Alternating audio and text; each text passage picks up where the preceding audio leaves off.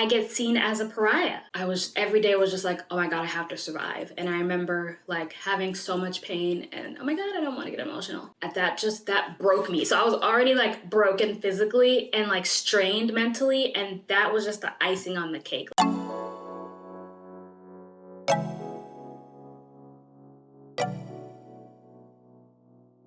Hello y'all, welcome back to my channel.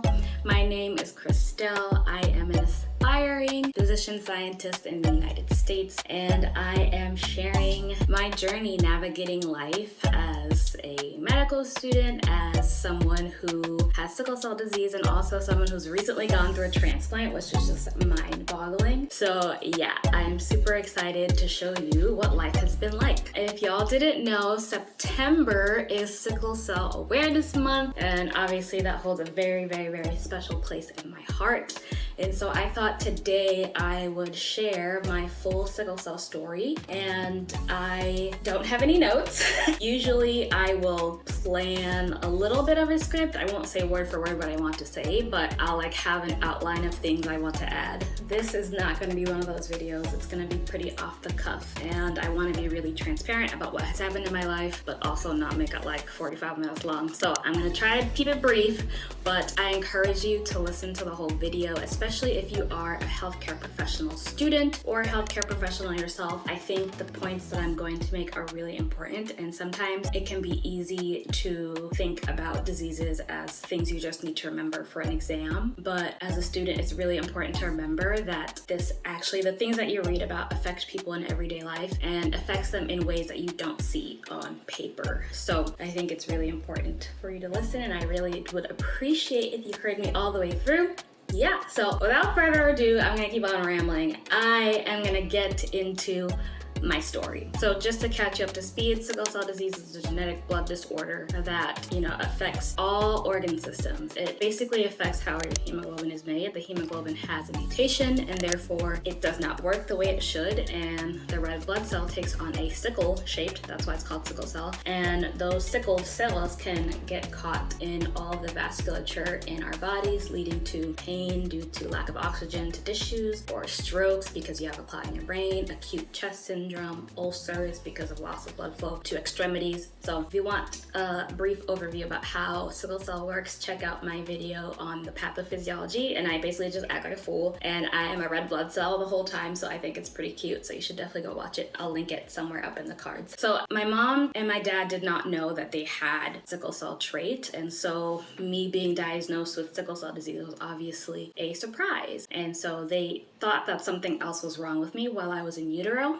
but after I was born, they ended up finding out that I had sickle cell disease. And my sister and my family tell me that I cried quite a bit as a kid, as a baby. Yeah, so sorry about that. So I grew up always knowing that I had sickle cell disease, and I didn't really think anything of it. I knew that I had this condition that impacted the way I could live my life, and I knew I had this condition that caused pain and made me go to the hospital. But for me, it was sort of just like, okay, this is what I have, like, we're just gonna take care of it. And I didn't really think of it any differently. And I also grew up in Boston, where I had just amazing healthcare providers, doctors, nurses. Everyone there is so knowledgeable about sickle cell disease, and that really helped me to become adjusted and get used to life with sickle cell. And so I definitely went to the hospital quite a bit when I was a kid. I was there all the time. I cannot count how many hospitalizations I have had, either due to pain or other complications secondary to sickle cell. And I'm not gonna lie, as a kid, I was annoyed mostly by the pain, obviously, and not being able to like swim in cold waters or go outside in the rain with my friends because I was gonna get sick. So those are the things that really bothered me. But I liked the people at the hospital. Everyone was so nice. I got popsicles. My dad would give me gum every time I got a blood draw if I didn't cry. So I think my parents and the healthcare healthcare support system were able to make the experience of having sickle cell not a terrible one. I knew that the disease itself was hard for me and I had to miss out on some things, but they were able to make up for that by being so kind and caring and loving. And I think that really helped me to thrive as a child. One of my pivotal moments that I remember was when my hematologist, he was my hematologist pretty much from almost birth. I was still an infant all the way until I left Massachusetts, and he's just amazing. And I remember him sitting me down and he was like, all right, Christelle, like we have to talk about sickle cell disease. Do you know how it works? And I was like, blood cells, pain.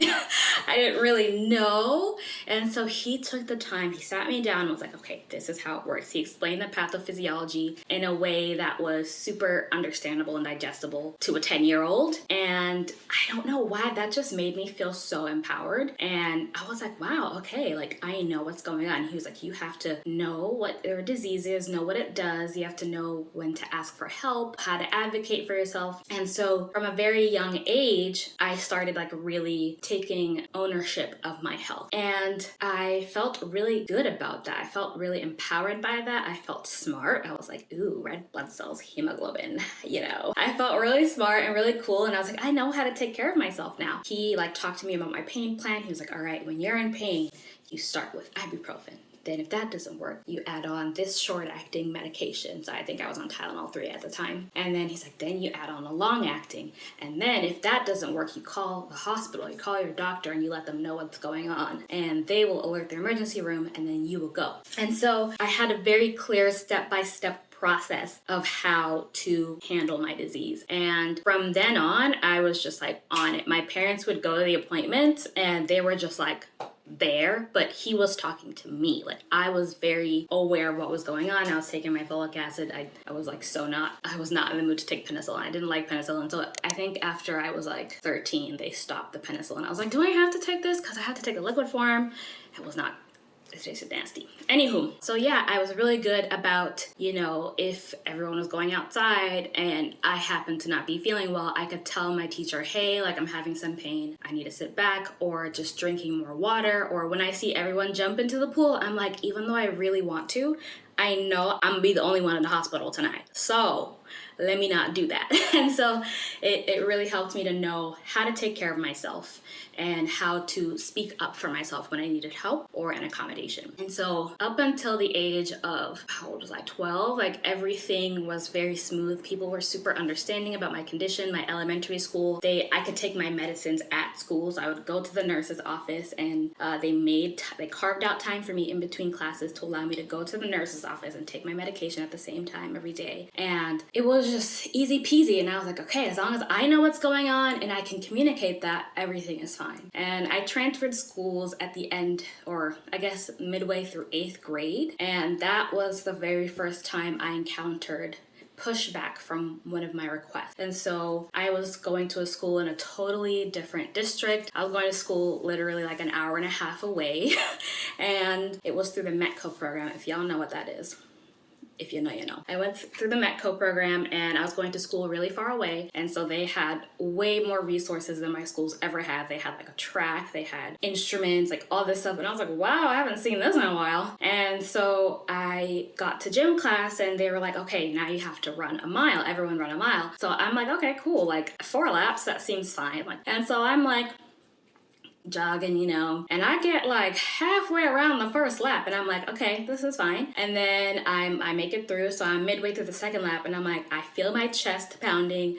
I feel like that like pain coming on into my legs. And it wasn't just like, oh, I'm sore from exercising. I know exactly what sickle cell pain feels like. It's very different from any other pain that I have. And so I was like, this ain't good. So I decided to start walking so that I wouldn't trigger a crisis. And when she came up to me, she's like, why are you walking? And I told her, hey, I have a blood condition that affects my body and causes pain. And this is really I feel that it's triggering some of my symptoms. And she was like, I forgot what she said, but she was kind of like, whatever. Basically, totally brushed it off. And she's like, because I saw you walking, you have to run an extra lap. And so I had to start running again. And now I'm like, I know this is bad, but I can't, like, I don't know how else to say, like, I shouldn't be doing this besides what I said. I was pretty clear. And so I just felt really, I don't know, that was the first time I felt really invalidated. And I thought, you know, I was thinking to myself, maybe I am just lazy. Like, look at everyone else running the lab. Maybe it's because I was under-resourced and I didn't train enough and I'm making all these excuses. And so that was the very first time I felt like I started doubting myself, even though I cognitively knew like all the facts. Just her invalidating me in that moment made me feel like,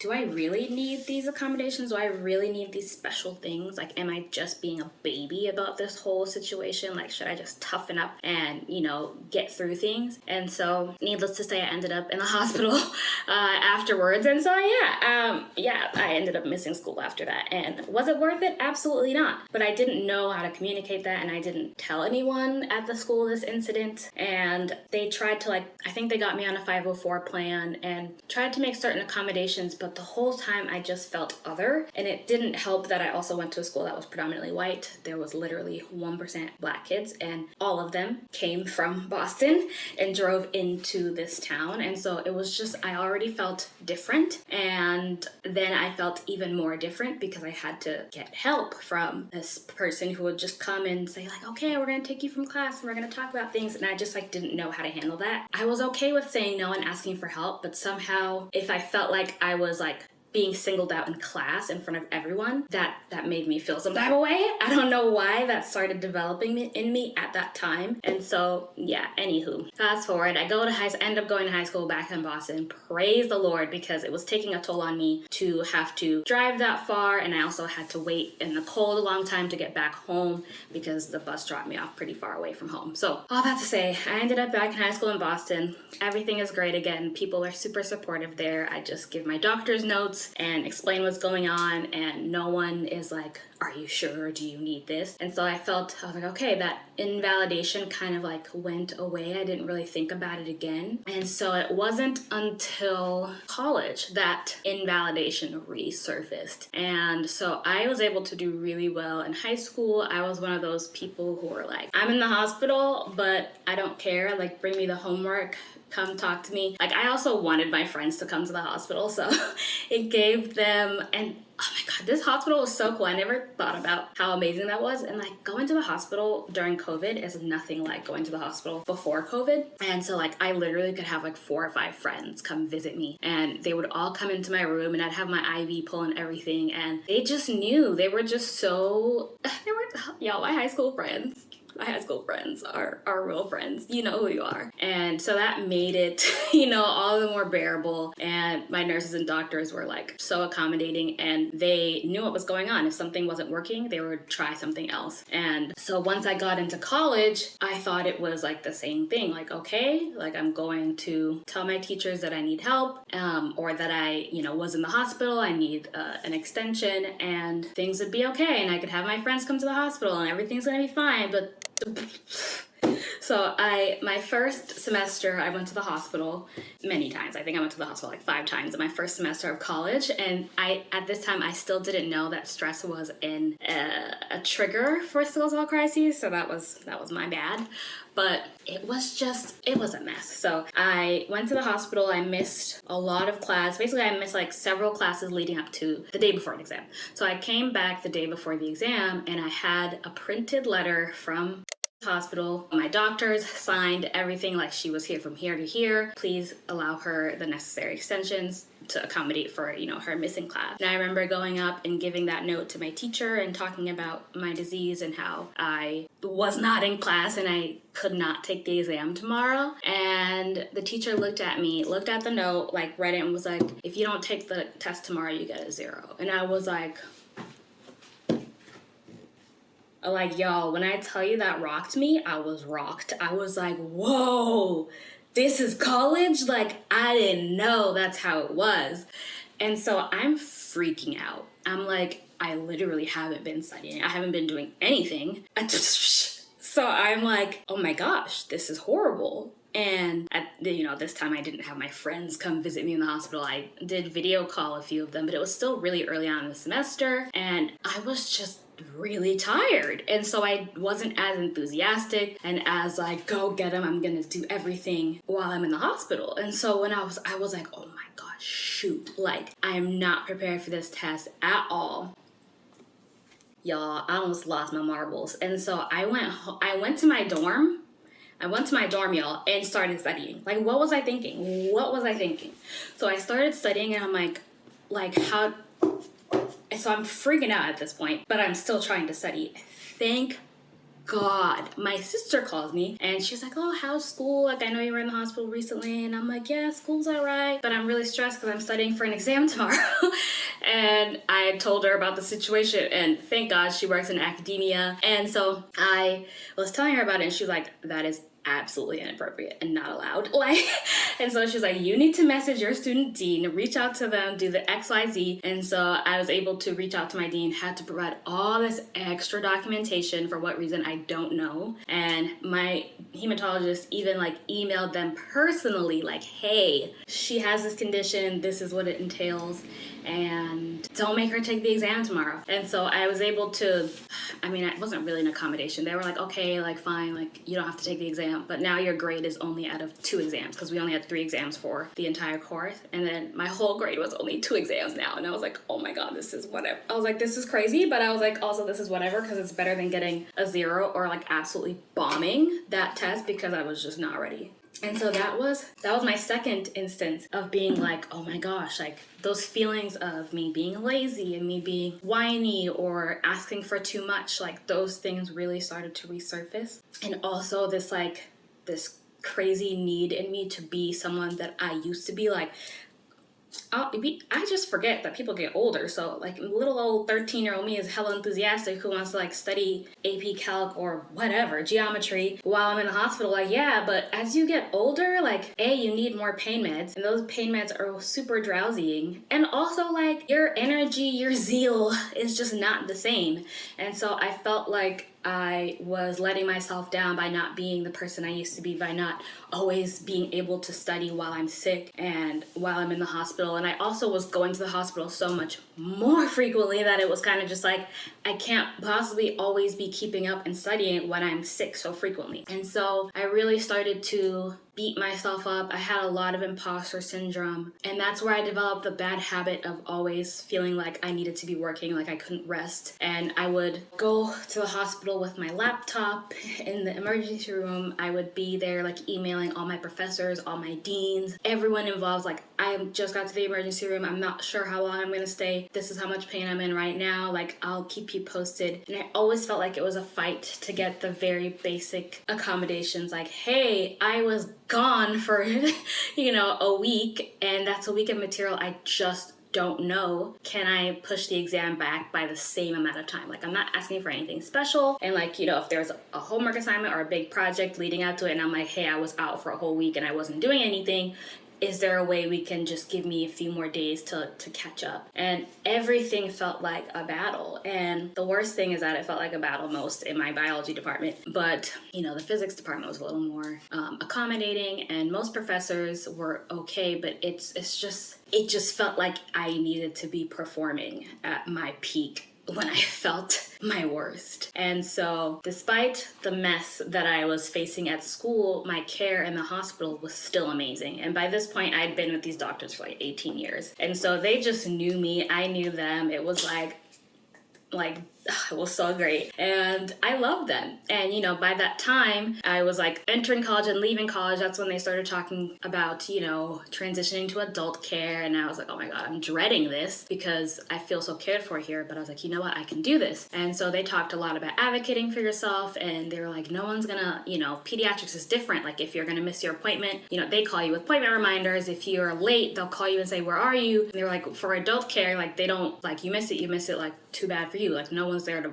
handhold you through the process. And so I was like, okay, that's fine. Like, I feel like no one's been holding my hand. Not no one's been holding my hand, but I feel like I've been managing my own care pretty efficiently for the past, 8 years. And I don't think I'll have a problem moving forward. And so I really started practicing. Like, I was paying attention to what doses of medications I was getting in the hospital, IV meds, oral meds, like learning all the different names. I would be like, what's that? What's this? What's that? And I really tried to like be very diligent about knowing all the things I needed. And y'all, when I tell you, I could tell you exactly what they were gonna do to me when I went to the emergency room. I was like, yeah, I need this is like, and they were like, okay, cool, like we got you because this is the plan we always set out for you. And it works. I was like, okay, as long as I stay on top of my A game, advocate for myself, speak up, and I'm a good, like, natured, happy person, then things will work out for me because they always have. And yeah, okay, I can do this. And so I finally transitioned to adult care, but it was a little more complicated because when I transitioned to adult care, I also left the state. Like, I literally did not transition to adult care in Massachusetts. I transitioned to adult care when I came to California. And y'all, it was bad.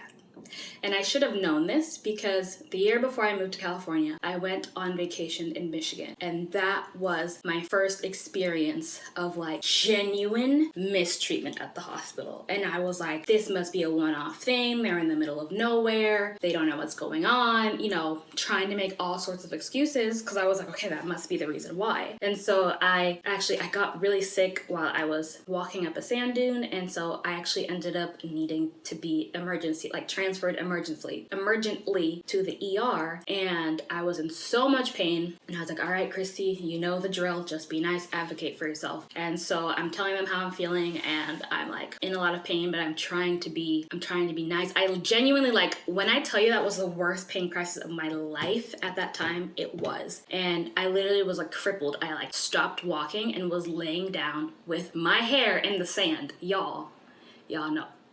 If you know, you know. You a black girl out here, you a curly girl hair, you don't lay your hair in the sand.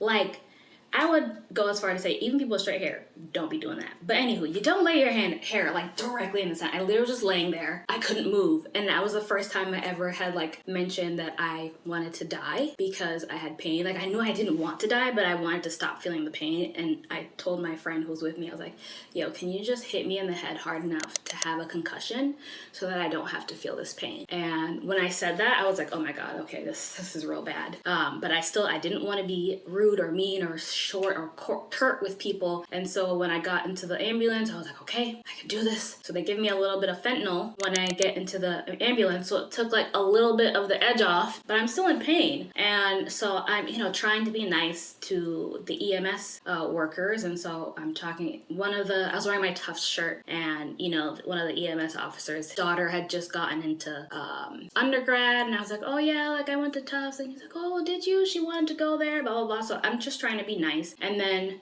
they didn't even have the like ambulance lights going. They were just driving regular speed. Like, my friend beat us to the hospital. So I'm just like, oh my God, I'm in so much pain. I need to go to the hospital, but I'm trying to be nice. And then finally, like at some point, we're getting close to the hospital. I was like, I really think I need some more pain meds. And he looked at me and he was like, you just got a bolus of fentanyl. And I'm like, yeah, one bolus of fentanyl. So in my mind, I was just like, that's literally nothing. And so I was like, whoa, what is that supposed to mean? Like, I need another one, because that was my protocol. You get 3 boluses of medication of choice. I think at that time, like when I was at Children's, I was still using a lot of morphine, oxycodone. And so he looked at me and he's like, okay, we'll wait till we get inside the hospital. And I was like, okay, cool. And so we finally get to the hospital, and I get to the ER, and I like say again, like, hey, like the pain is like the edge that the fentanyl gave me is gone. Like, I need the pain meds now. And I could see her being like, okay. And then in the background, I could see the EMS officer like whispering to her, and he was like,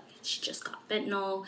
And so I was like, okay, like what's going on? Everyone's acting so weird. Around me. And so I just didn't know what was going on. And so I just kept saying like, hey, like I have sickle cell disease. This is a genetic blood disorder that causes a lot of pain. And this is the pain regimen that I have when I go to the ER. And I tell you, I did not get pain meds. Like no doctor saw me for like 3 hours, which, is typical for an emergency room. Like 3 hours is actually kind of fast. But in the grand scheme of things, and honestly, according to the guidelines, patients with sickle cell should be seen and given pain meds and fluids within 30 to 60 minutes. And so that was my first time ever having to wait that long. And so I was like, oh my God, I'm dying. I'm in my worst pain ever. No one's coming in. And it was just horrible. Everyone really literally treated me like a pariah. I was crying out because of pain, and someone told me basically to be quiet. They wouldn't give me Motrin, they wouldn't give me Tylenol, they wouldn't let me take my own Motrin, and I was kind of like, y'all are just trying to kill me. Like, this is terrible. And so the doctor comes, he's talking to me, and I'm telling him what's going on. And someone comes in I thought they were just doing a blood draw. They didn't even explain to me what was going on. And they start, so I didn't notice at the time. So I'm like, why are they going for this vessel? Like, I have all these I know my vessels are bad, but I've never seen someone go for this one right here. And they were doing an arterial blood gas, but I didn't know that. And so I'm literally in the middle of a conversation, and they start doing an arterial blood gas on me, which is very painful. And I'm like, whoa, ow, like, are you trying to hurt me? And I still don't know what she's doing it for. I still have no clue. So I'm just like, at this point, you're just stabbing me for fun. Like, I literally have no idea. I'm like, how? And so it was just really bad. Finally end up in the ER. In the hospital, admitted, still no pain plan. I gave them all my doctor's information. They did not call anyone. No one did rounds on me the next day. And I had to call my hematologist myself. I think it was like Saturday or something like that. And I just begged him. I was like, please call this hospital because they are neglecting me. And finally he called, and they were able to do some things. And it was just really frustrating because usually it's like, okay, like, you have standing orders and then as needed, like, medications. And so I was like, okay, please, I am in so much pain. Just give me all the as needed. Like, I'm not gonna be like, oh, I don't want it. I want all the as needed doses today. I don't know. Is this just me? Is it different at different hospitals? But I've always gone to a hospital where you can just say that and they're like, okay, I got you. And I would fall asleep. That's the thing, I would sleep and then I would wake up like in excruciating pain, and it's 2 a.m. and I'd be like, hey, like, did I get that? Like, can I get something? Like, is there still a dose? She's like, oh yeah, well, that PRN med that you could have taken like 4 hours ago. And I'm like, oh, why didn't you bring it to me? He's like, well, you didn't ask. I'm like, well, I was sleeping. So it's kind of just like, so that was my very first time. Like, I've never wanted to leave a hospital so fast. And it's funny, I don't actually could go down more details, but I don't want to. Anyway, back to what I was saying. My first experience of having bad hospitalization was after I graduated college. And when I moved to California, those negative experiences were just confirmed. And I genuinely thought that because I was I was working at a nice prestigious hospital, I was like, I'm gonna have good health insurance, I'm gonna be able to see specialists, like, I'm lit, like, this is so excited, I'm gonna have good care. No. And I was like, okay, like, maybe I just need to, be really careful with my words, be super nice, really learn how to advocate for myself, which I already did. So when I tell you, I became the queen of, hey, hi, my name's Crystal, I have sickle cell anemia. It's a genetic disorder that causes lots of pain. My previous doctors, my hematologist, came up with a pain plan for me that consisted of XYZ when I get to the hospital. I'm like, I've already taken XYZ. Can I get XYZ and fluids? And nope, that didn't help either. Everyone just looks at you like you're crazy. And I'm like, they told me if I showed up to my appointments and tell them how I feel and tell them what I need and was compliant and, did all the things to take care of myself outside of the hospital, that I would get care. And somehow that wasn't happening. So, yeah. That was basically the story of my life. So I just stopped going to the emergency room because they stopped giving me the care I needed. And I was like, you know what? Why waste my time going to the hospital, getting in 10 times worse pain because I'm there and it's cold and they're poking and prodding me without actually doing anything? I'm just gonna stay home and suffer. And so I started getting more and more pain throughout the year. So basically after I graduated college, like, my pain just increased incrementally each year. And I was spending, up to 6 months out of the year in pain starting in 2016, and that was part of what prompted my move to California, because I thought if it was warmer, I would have less pain. And so I was just really suffering, but somehow I was able to keep a job. I had family and friends. Everyone was supportive of me. So I think that really, really helped. I think I didn't really come to my breaking point with sickle cell until I started my master's program. And that was really tough because I was like, oh my gosh, this is taking such a toll on my body. And like, I don't drink coffee. I don't drink alcohol. I drink tons of water. Like, I'm doing everything to make myself at the optimal health, but I'm still in so much pain. And so it was really frustrating and hard to manage. And I'm like, I want to graduate grad school. I want to do well. I want to become a doctor. Like, I have so much more schooling to go through. And so once I started med school, I spent the whole first year in pain. The entire first year I spent in pain.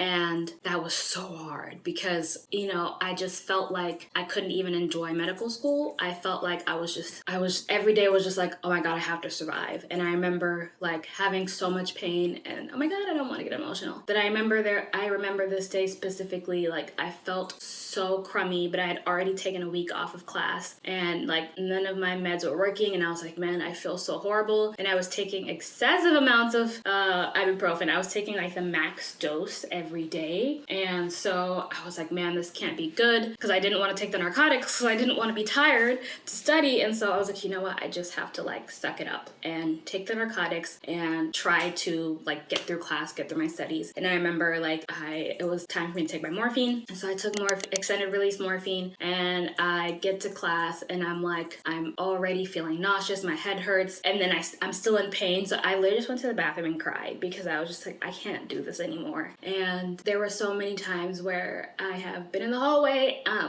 crying because I just felt like the immense weight of having to be in pain every single day, but present as a normal, functioning, happy, joyful human being. And that just really grated on my soul in a way that I never could have imagined. And not only was I studying all the time on top of already being in pain, like all the activities that I love, like dancing, cooking, going for walks, like everything just became, this is gonna make my pain worse. Yeah, I got to my breaking point second year of med school. I was just like, I can't do this. I had one last traumatic hospitalization that was just absolutely horrendous. Like that was the worst hospitalization I've ever had in my life. I never wish that on anybody. I've never been so judged and neglected by medical professionals in my life. And I've had very many bad experiences at the hospital. This one takes the cake, and I'm going to share that story in a whole other video and document and talk about all the things that are wrong with that hospitalization. And that broke me. So I was already like broken physically and like strained mentally, and that was just the icing on the cake. Like, and thank God if it weren't for my friends, again, like that spiral of like, am I asking for too much? Am I complaining too much? Should I just suck it up? Like, it really started to make me doubt, like, do I really need this medication?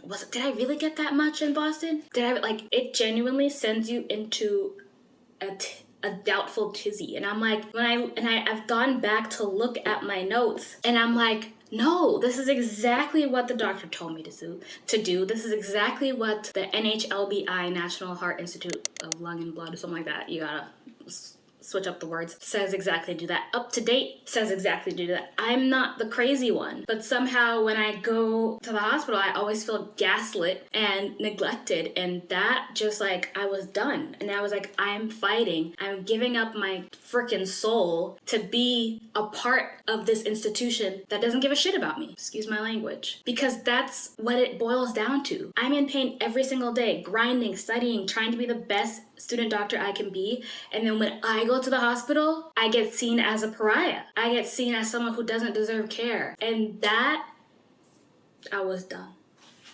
I was done, y'all. I was done. I was like, I can't do this. I can't live like this. I can't live like this anymore. So I decided to take an extended leave of absence, and after multiple conversations with doctors about potential other therapies, after trying all the disease-modifying therapies except for one, I ended up finding out that Carl was a perfect match. And I was like, this is an answered prayer. Like, I can't believe this is an opportunity for me. And so obviously I was like, sign me up, because this life is not the life I want to live.